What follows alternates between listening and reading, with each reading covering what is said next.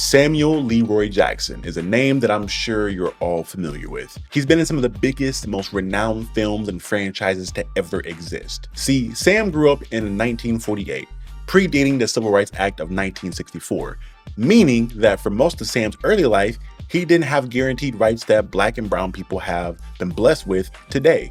Despite all this though, Sam was determined to be successful in his life. So when he took up an extracurricular drama class that found his passion for acting to bud, there was no ceiling to the levels of success he could have in the field. Once his career took off, becoming an icon that he is, Sam became a bit of a blur. See, Sam eventually found himself in Japan and fell in love with anime. He took a box of a bunch of them back to the States and binged everything he had. The most notable of the bunch that he watched were classics like Ninja Scroll or Kite, which, funny enough, he started a live-action adaptation of. The funny thing is, he had no idea what was going on because dude didn't really have any subtitles at the time to see, so he was just falling in love with the pure artistry of the medium. This stood fast and true when he discovered the trailer for the Afro Samurai anime that was being developed by Gonzo at the time, the one that our friend Eric Calderon I mentioned before worked for. After seeing the trailer, Sam just had to be a part of the project, so he reached out to Okazaki, and he just knew that he loved this project and knew that he wanted to be a part of it in a major way.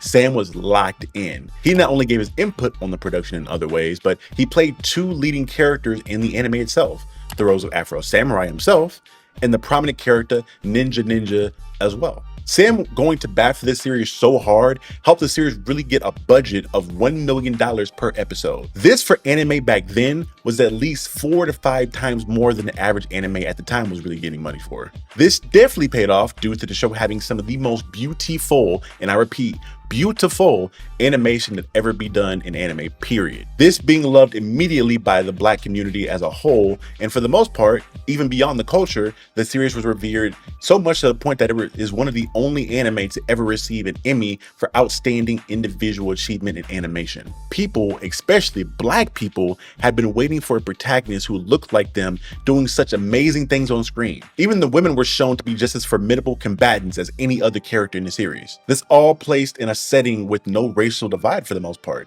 no racial transgression, everything living in a harmony with one another.